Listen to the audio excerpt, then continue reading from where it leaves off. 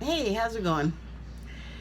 So I'm just going to talk to you a little bit while I'm making a little sort of odds and end vegetable stroganoff. I'm making it in the oven in my fabulous steel mixing bowl, and it's partially because I'm mostly chair bound, although I can stand, and I do when it's necessary. Like if I have to cut something that requires better leverage than I can safely get sitting down, then I stand. So in here I've got thinly sliced onion, celery, and mushroom. There's a pretty good amount of dried Italian seasoning, as well as a few pretty fat pinches of dill. And I was saying when I thought I was recording, after I said a bunch of stuff, that in my effort to get away from using like Teflon coated pans, I've started using, mainly my cast iron skillet or my Revereware pans or this to cook in, because they can go in the oven for one thing, and also I'm not scraping up some kind of odd man-made weirdness, non-stick weirdness in with my food. So, I'm going to add like a pretty good dollop, I'd say about 3 tablespoons of olive oil just went in. And I'm going to add about, I don't know, let's see here. I think about another tablespoon sized pat of butter. I want the whole thing to wrap and kind of cut off one corner. And I'm just gonna get that down in there and give it a swirl, give it a mix. So, okay. I just am doing this here while I'm cooking, not to especially showcase what I'm cooking, but just because it helps me get in the zone, and it's like a relaxing activity for me. And it's utilitarian, like I have these vegetables I want to use up, and I just wanted a stroganoff too. So I've had the oven preheating, and it's at 375, which on a normal oven would be 350, but this is a weird electric oven, and for some reason the 350 setting keeps needing to be up higher and higher and higher before the oven will even come on. But anyway, in it's gonna go. I'm gonna crank it up to about 400, which would be 375 on a normal oven. And then I'm going to take, I have actually it's a cooking sheet, a cookie sheet. And I'm just going to set that over the bowl like a lid, because it can just get hot too, and it's fine, whatever.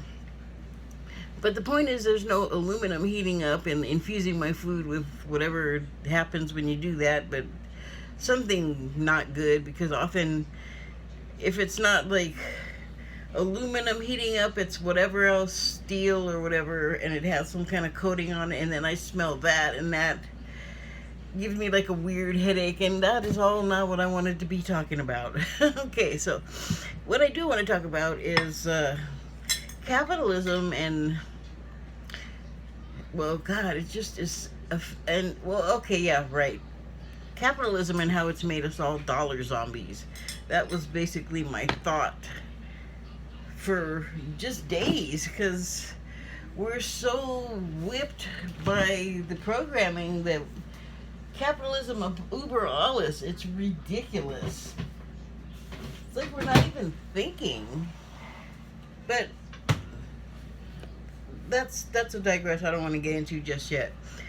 What I did want to sort of talk about is, I hear capitalism in this country spoken of a lot, like it's this part of the grand experiment of America, I guess you could say. But it's not new, and it's not an experiment. It just has a, I guess, different name from, generations, whatever, gone by. Because, I mean, there's always been trade. There's been trade in food, there's been trade in weapons, there's been trade in humans, textiles, fabric, whatever. Like, whatever everyone needs, it's the supply and demand that we've all learned about. And so, but it goes way back. I mean, as far as I'll just say the pyramids for one, because everyone has an idea of like how long ago that would have been. Long time. And there's archaeological type history, for instance, that shows that we have been around, traveling around, or sorry, not we, Egyptians were traveling the world. There's evidence of them having been in Australia. There's evidence of them having been in the tip of South America, Mexico, the Caribbean. Because, history is always revisionist. Like, Christopher Columbus did not discover America in the terms that we generally think of it. Like, as far as I know, he never actually set foot on the continental or any other part of the USA, but was in the Caribbean. It was people that came along later that actually landed on what we now call American soil. This is a can of peas, and they're going to be gray and they're going to be soft, but they're also going to be sort of a roux. But since they're already cooked, I'm not going to put them in the oven with the other raw vegetables I just put in there, which should be in there, I'm thinking probably about 15-20 minutes to soften. And in the meanwhile, oh boy, let's see. Do you need to see me drawing water? I'll just let you have the joy of watching me draw water, because I'm going to have my little stroganoff on noodles. Oh, giant summer bug in my sink. They call them mosquito eaters here.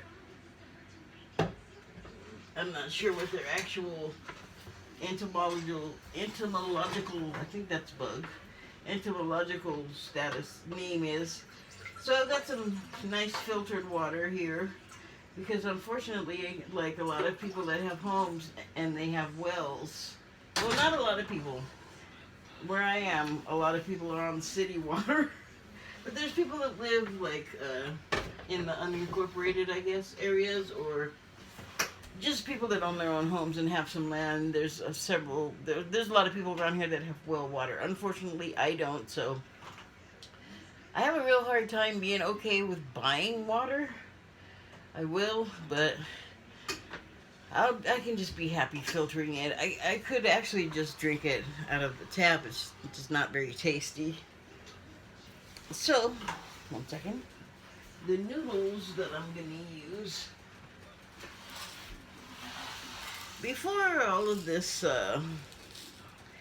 COVID business happened and we got like more food stamp money, SNAP money for those of us that depend on that, I had to go to the food bank, fairly often. And one thing, a staple they always give you is those boxed macaroni and cheese. Well, I don't like that, so I generally take the noodles out, and that's what this is. So this looks like 2 boxes worth of noodles. So while the water's getting heated up for the noodles, I'll put some salt in there.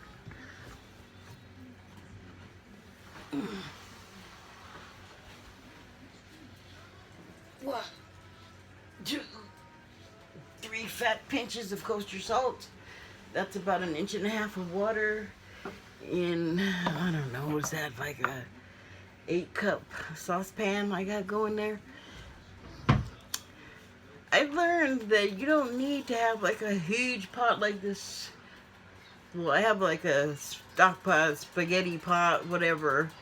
But you don't need like 90 gallons of water to boil spaghetti, Turns out you can use this much, which is pretty much what I've got going in this pan over here. So that's heating up. I'm gonna open up these peas that I also got at the food bank, which is why they don't have a label. For some reason, it just got pulled off, I guess.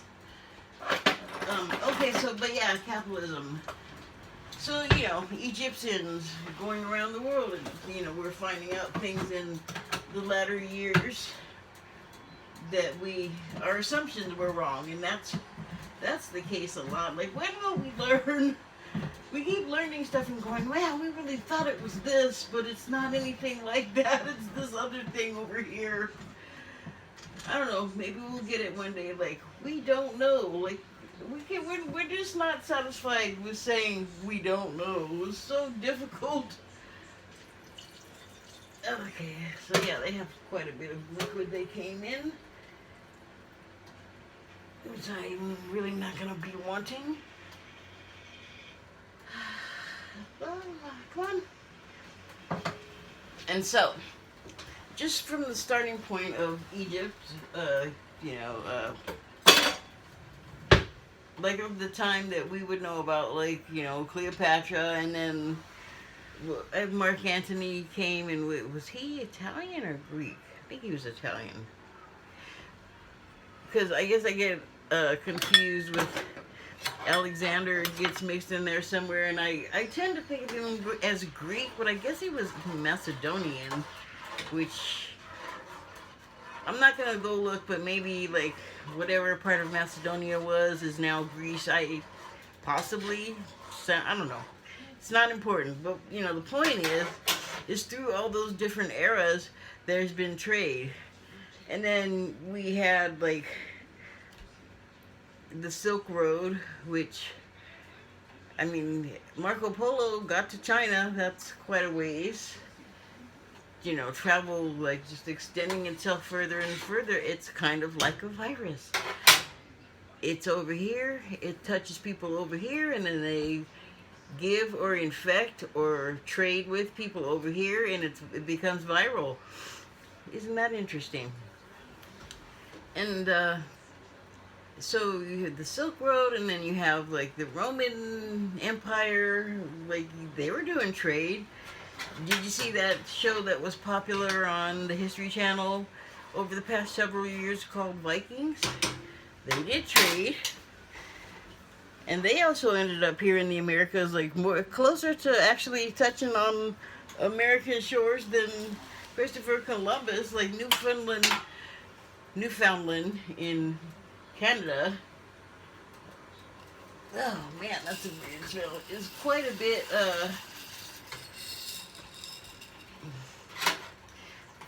bit closer to actual America than Christopher Columbus got. I'm just saying that, just examples, it's real simple. I understand this, but really simple examples of, capitalism, trade. Call it any name you want. But it's also been a big a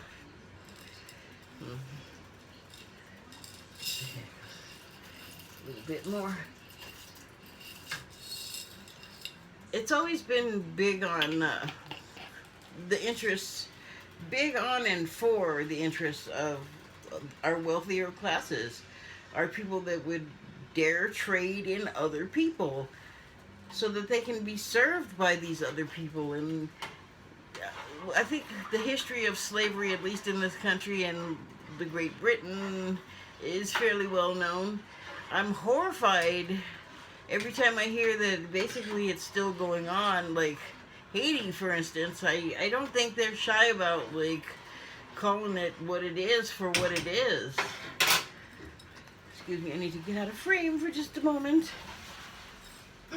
So, yeah. It's not new, it's not an experiment, and it's always been kind of heinous, is my point. But right now, what I find disturbing about capitalism and why I think it's made us dollar zombies is that even right now, where we're forcing things to happen with trade, because people that are used to making money, and I'm talking about the wealthier classes that, like, own the corporations or run the corporations, or the lawyers, they're whatever their big industry is, the people that are making money off of the work that everybody else does is the point I'm trying to get at. And so we're so like programmed to believe in that now, as things are kind of breaking down and we're being forced to slow down, and we're being forced to maybe not go populate places and congregate where trade happened.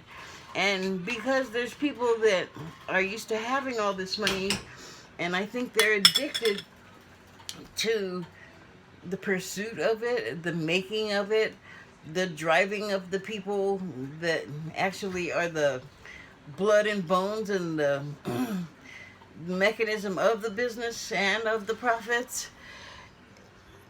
I don't know, like, people think that having money makes them better than people that don't have it.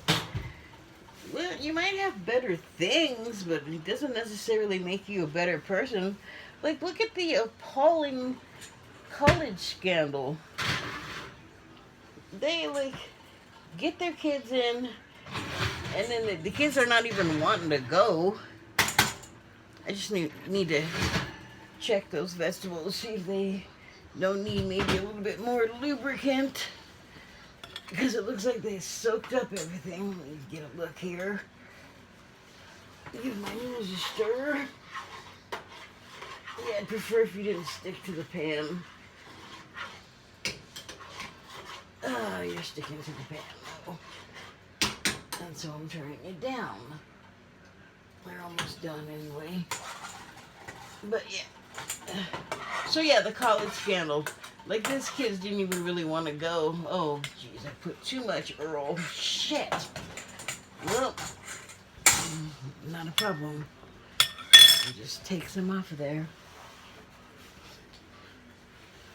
Yeah, so the kids don't even want to go. The kids are not even interested in the studies and athletics that the parents have signed them up for because it looks good on the resume, or the whatever you call the college equivalent of a resume. Actually, it's been so long since I've had to give a crap about school that I can't even remember the proper word. Curriculum. Well, whatever. Like, what you've done to distinguish yourself as a student and as a mover and shaker to be in society, or, whatever kind of bullshit they're peddling on that. And yes, I think it's bullshit, because the people that are successful and getting ahead, well, they've already got all the advantages, don't they? If you're rich and you can get into a good school and you can just be normal and pay for it, if you were eligible, are totally cheating. And then, they look down on poor people and call you all kinds of names, like, well, like all the black dudes that get killed, they just immediately demean you in your life as something good, or that you could have been a good person. They always dig up some horribleness, like George Floyd, okay? There's a perfect example. If you look at conservative news, you see, like, oh, he did this and that, he did drugs, and he was a criminal, and he went to prison. They say you go to jail and you pay your dues, and justice is served, but they still never let you out from under it. Like, they don't want to let people that have been prisoners vote, which is ridiculous. I think they should let people in prison vote, because they're in prison already. What are they going to do? How is their vote going to hurt anything, when what they're probably going to do is vote for their interests, where there's not a lot of people other than them and their families that are going to be voting for the interest of the prisoner. And, like, don't even get me started on the voting. And that's part of capitalism, too, because it wasn't good enough to vote. They have to get in there, like people like Bloomberg, get their money, and who cares what you want, really? Like, they'll get out there and say stuff that they don't really mean, that they don't really feel. Like, let's remember Mitt Romney, that everyone's like thinking he's so great right now. Don't forget how great he isn't. Don't forget how he was having that fundraiser and his views on, shit, that's a lot of liquid that I did not want. His views on poor people and their motivations. I hate it when they say that, and that's more of that demeaning characters. They'll do it with dead people, they'll do it with, minorities that they can blame and call them all kinds of criminal and thug and animal, when they're cheating to get their kids into coveted spots at universities where people that are poor have worked really hard to achieve and get into these places, and they're cheating for the sake of appearances so their kids can look good. So yeah, I'm mixing the peas in there with other vegetables, and I did take off some of the oil and butter mixture I was cooking it in because I don't need that much grease. And I'm keeping it because now it's all flavored. I don't want to throw it away now that it has like mushroom, celery, onion flavor. So that'll go in there for a little while longer. And then I will drain my noodles. Here we go.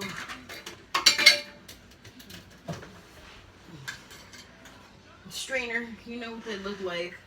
Bowl with a bunch of holes in it. And there with of course they're sticking. Of course they're sticking. Doesn't matter though. Because once I pull those vegetables out of there, they're gonna go into the, I was gonna say they're gonna go into this pan, but I don't think I'm gonna do that. Oh no, I am gonna do that because I want to empty that bowl. Whatever. I need to let the burner cool off a little bit so these moist, soft noodles don't turn into stuck to the panage. Stuck to the panage.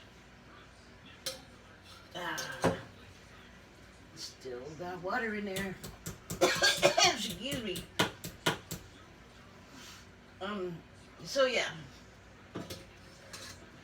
And now capitalism has everything to do with why the cops are able to be so cavalier with people's lives. And also the truth. I'm sorry. People are saying, no, we can't defund the police, or we can't, abolish the police. Well, abolish the police, that's like people, when this talk first started happening, there was some conservative wiener trying to be sarcastic and, make culture points and say, oh, now all the black people want to get rid of the police. What will we do? The world will fall apart. Yes, there's still stuff that needs to be addressed, and nobody said abolish the police. That was you people being hyperbolic. Anyway, the police are and have always been the castle guard, to put it in simple terms. The meaning and the description of the castle may have changed over the centuries, but nothing's changed. They have basically personal militias that are municipal militias now, just sort of generally, but they don't represent the people that actually people the police. You very rarely hear of like a Tucker Carlson, for instance, being a police grunt and working his way through the ranks, although I suspect there's nepotism. Oh, I don't suspect. I know there's nepotism that goes on there, and washing the other hand and back scratching, you know what I'm saying, deals that are not publicly known, steps up and uh, aid given freely to people that, yeah, maybe they don't need or deserve that. Excuse me, I'm just gonna grab some sour cream here.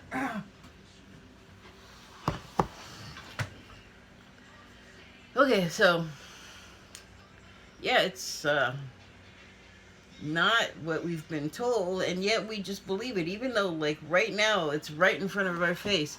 Like, here's the best thing I think that's happening is that for years black people have been saying the police have been treating us this way, society has been treating us this way, and it's systemic, and there's a lot of naysaying on that count, mainly from the quarters of the people that want you to be quiet and stay a slave and a sheep and just accept the status quo. Well, thankfully, finally, people are like, we don't want to accept the status quo. In fact, we want better, we want fair, we want good too. And why the hell shouldn't we have it? Like, all of a sudden, essential workers, the meaning of it, the definition of what one is, has been changed, and good. We needed to have that change. We needed to have that evolution. Like, maybe they can be fairly compensated for their efforts. And also, the people that own real estate, that are trying to gentrify people out in the street, if you don't want homeless people, then don't make people homeless. Wait till this stuff is settled before you try to make changes. Don't try to be opportunistic, mercenary, just bad and ugly people. I don't know how else to put it, but, you're cutting corners and taking chances with people's lives that are not your own, and, trying to have power over people and dominion or whatever. Like, no. People are sick of that. People are sick of slaving away and having their rights taken away, or their pensions taken away, or promises reneged upon. Like the housing thing that happened when Obama was president.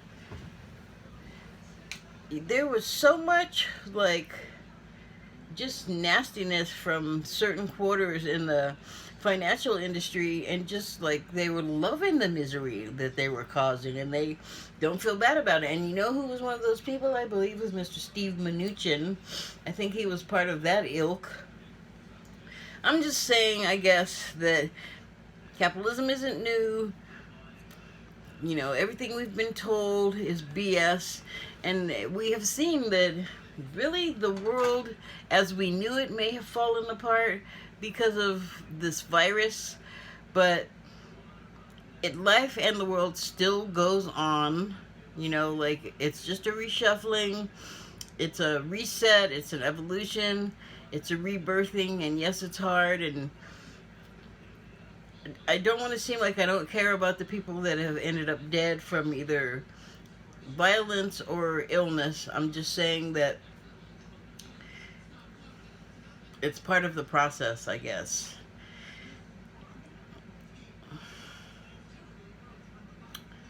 Yeah, capitalism, not good. Not good for people. Not good for your minds. Oh, and this was one last thing. Well, a couple of last things. They are, how do we pay for it? And as a way of saying we can't do it, because how are we going to pay for it? Like, whatever it is, if we can't pay for it now, it's because of the way things are set up. Whatever it is can be paid for. We just have to reset, evolve, and adapt. We have to change.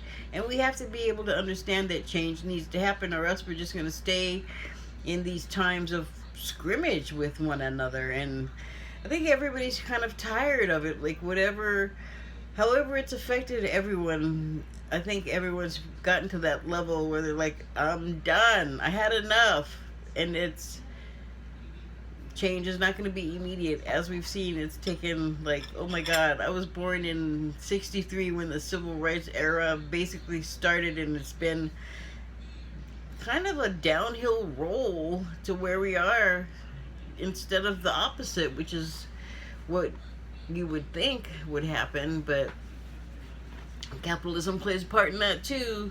Like what we think is acceptable for us and other people, why are we letting people that have no existence that even compares with what most of us go through decide these things for us? I mean, if they want to make rules about like Mar-a-Lago or some crap like that, go ahead. Go right ahead. But, you know, you don't know the lives of all these poor people that are strangers to you and whose lives are strange to you. It's like there's no reason that anything should be done based on your mistaken perception of those people, what they are, who they are, what they do, why they do it. It's like, no. Actually, I think I may write this on Twitter since I don't get much viewership when I make my little videos. So I probably will write this on Twitter. But I think what might help us all, police, rich people, poor people, white people, black and brown people, like whatever it is we think is separating us, get out of the way. We need to remember that, whatever is separating us, I think a lot can be changed within our society and with us as people if we did something like, instead of an foreign exchange student, we do domestic exchange programs for just people, so we get to know each other and get to understand like what brings us to do things that we do that maybe someone else in our society. So I'm putting like about 2 tablespoons of sour cream in what's turned out to be a big wad of noodles and vegetables, but that's okay. And I'm just gonna stir that in there, and that's gonna be my stroganoff. Oh man. Oh, that smells good. So yeah, domestic exchange person programs. Well, because you know how, have you not seen the documentaries of the people that used to be like hardcore white supremacists, and then something happened in their life that touched them, that made them see they were wrong about what they thought about other races of people. Something touched their life that made them have an opening to where understanding that you didn't understand this thing that you hated, and you're hating something that doesn't even exist. Like, you know, we need to know that what we are thinking about people and hating people for is mistaken. It's so often mistaken, and maybe some of the main people that need to go on these domestic exchange programs are law enforcement, you know, are politicians. Like, maybe we should just all have to do it as children, maybe, or adolescents, so that we can really see what the other people are, other people are going through, and have some more understanding instead of just writing everything off to hate. Excuse me, I dropped something. Oh shoot, oh there it is. I have a cat, so there's hair and stuff on the floor, and I don't need creamy, greasy, sticky anything down there. Getting all cat hairy. Okay. I think I have gotten across the points that I wanted to make. Now I need you. So I just want to show you a little bit of how my stroganoff looks and turned out. It may need some seasoning, but I've been learning to enjoy the flavor of the actual food I'm eating instead of you know, putting salt. Well, I've been doing that for a long time. I've never been big on like ketchup. Like I've never been a ketchup on my French fries person. Certain things call for ketchup, but not my French fries. Okay. So it's not the most beautiful, especially because I have those canned peas in there, but let's see. Do I need to season it? Well, here's how it looks anyway. So peas and onions and celery, mushrooms, and, well, they're not really elbows, but 2 macaroni and cheese macaroni. It could probably do with some nice salt, pepper, hot pepper, black pepper, salt and pepper. Or nothing.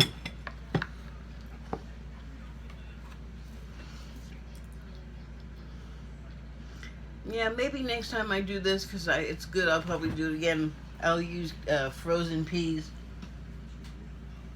It's okay. But they do have that canned water taste. Alright, that's it. Ramblings on capitalism. And what it actually is, as opposed to... Oh, and the other thing, sorry. The other thing besides how are we going to pay for it was... That person is making more money than they would have been... More money on Social Security than they would have been if they were working. Why does that make people mad? A, what the fuck do you care? It's not your money, it's not your job, it's not your life, and it really doesn't affect you except that you got a wild hair up your butt about it? Shut up. That's a dumb thing to be mad at. Okay, thank you and good night.